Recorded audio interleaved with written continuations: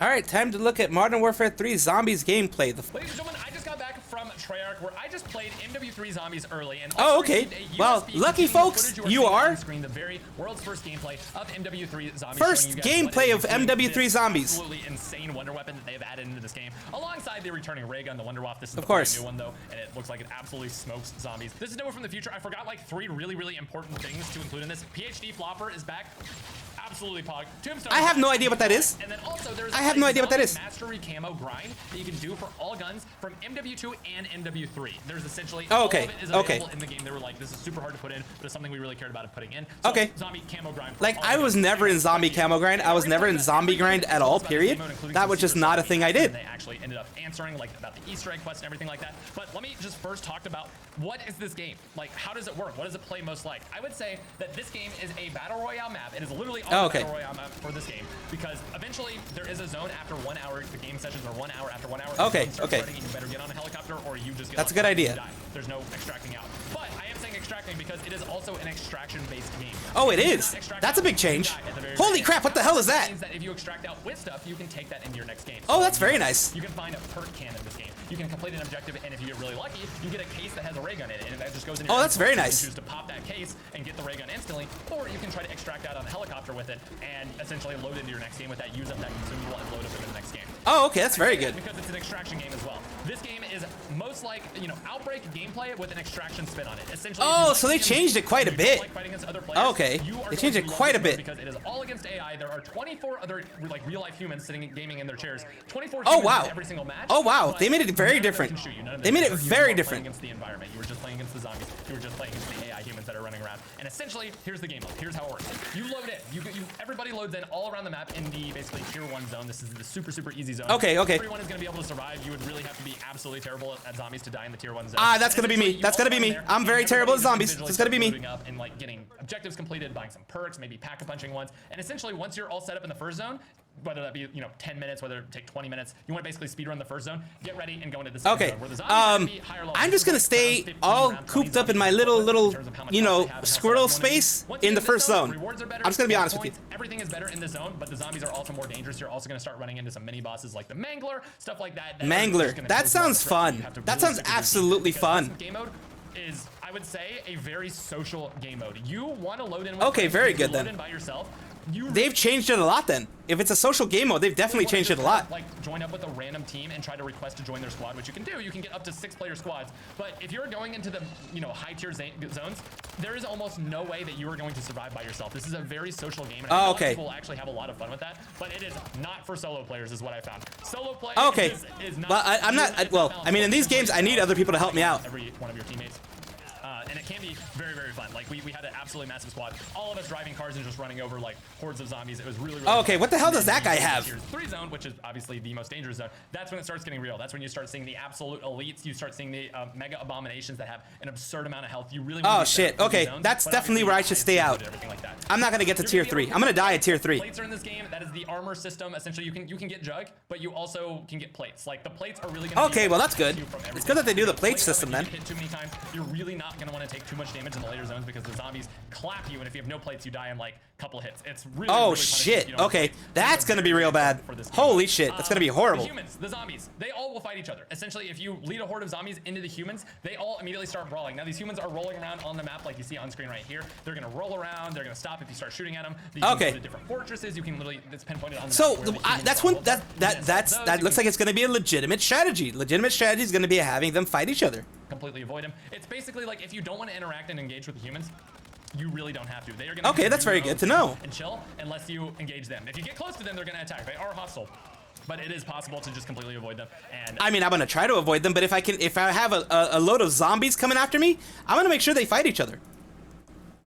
Just drive past them, everything like that. That is one thing I will say. Driving around is super fun because it is by far the best way to kill the zombies. Also, you're going to see here them like throwing some monkey bombs into the other humans. Monkey bombs! And attack them and just create a distraction while they're all just. Oh yes, of course. Oh, and of course. Luckily, they do it. They do what other zombies do in other games. You hear noises, you go right for it. Play it how you want to. It's very good. All of the stuff you're doing in this map is basically around getting stronger. You want to do contracts, which are things like go here and assassinate this. Like okay, so damn it, it's basically Warzone but with zombies. zombies. Whatever the objective may be, they're all going to just give you like a random reward. It's basically Warzone, but with zombies. Instead of fighting each other, you're fighting the zombies. Let's talk guns. Weapon rarities. Weapon rarities are back. There is, obviously, you start with like your gray one that you can see on screen. Then you can go to green, you can go to blue, you can go to purple, and then you can go to gold. And then you have your like hyper rares, which are your wonder weapons and stuff like that. Okay. So, like the gold Okay. Tier, Okay, that's good to know. That's very.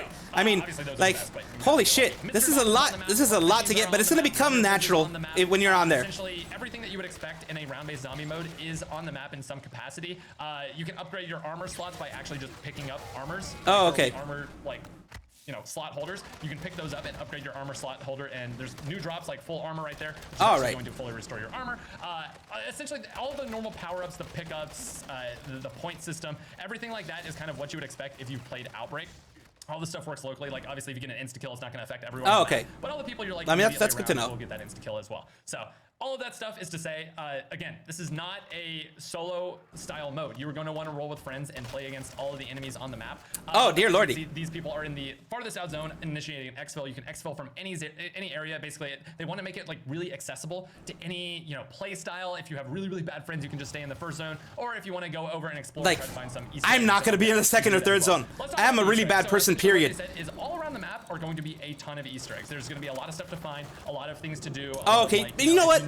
During the first week, there's going to be a lot of people who are going to find everything. You're going to find videos for everything here. Like the first map, what you're watching here, there's going to be no main Easter egg. But instead of a main Easter egg, they essentially are going to have very, so you're in the storm now. Missions that I would say that are going to tell you the story. Like you go into the mission, it tells you what to do, and essentially at the end of that. Wow, they made it. They totally changed. Well, I don't know if zombies has been like this before, but it feels like they totally changed everything. Feels like they really did. Some good bright news is that they are, you know, teasing, and we didn't see any of it. There's no gameplay of it yet, but we saw in the very, very first trailer there is actually a huge world boss, and they basically alluded to like these world bosses. You better bring everyone in the server, like go around, collect everyone in your cars, and go take on these world bosses because they're going to be. Yeah, don't bring me to the world boss because I'm gonna freaking die. I'll just swear I'm gonna die. Challenge, but it is basically going to be like the in-game type stuff. They talked about in-game and they said there is in-game stuff to get.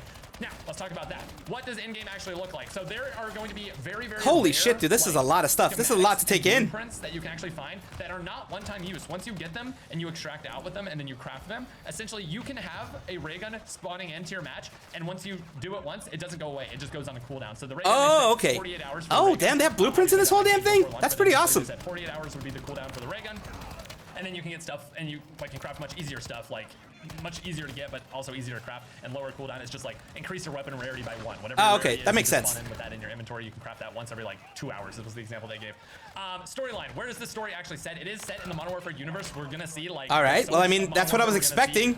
All the Cold War characters and stuff like that come back. It's kind of like a conjoining of the zombies world with the Modern Warfare world. And they said a lot of stuff is explained as you kind of like. I was kind of hoping that they would do something like that. Place is actually in between. It's not in the Modern Warfare 3 campaign's timeline. It's actually in between Modern Warfare 1 and Modern Warfare 2. So take from that. Okay. I have absolutely no clue. That's a good idea. Fit in between those two games, but there it is. So now I've given you guys all of the facts, basically just giving you the exact info that I was given, that I asked about, that we got from the actual. That is very good information to know because everybody needs to know this kind of stuff. Talk about are my actual thoughts, and honestly. And that's where I stop because this is all we needed to know was the basic stuff. I appreciate it. I appreciate that there are people like that. And holy crap, that is a lot of information. That is a lot of information to take on. But it definitely feels like it's going to be a whole new world, a whole new thing, a whole new experience. Wow, it's just going to be intense. Should we continue? I don't know. I think I'm going to stop here. We saw a lot of gameplay, and that's what I wanted to show you. I'm going to show you the gameplay, show you the information that they have, the fact that you're going to have contracts in there, you're going to have blueprints that you can use, reuse, and redo.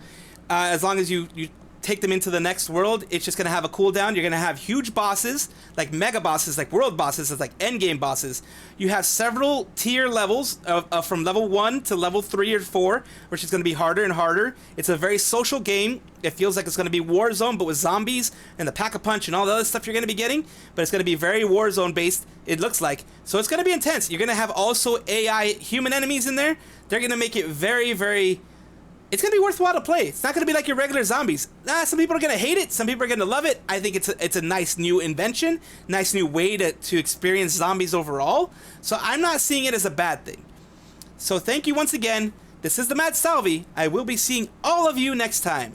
Thank you so much. Let me know feedback down below. Let me know what you think about this. Let me know about everything. I want to know. Thank you so much. Bye-bye.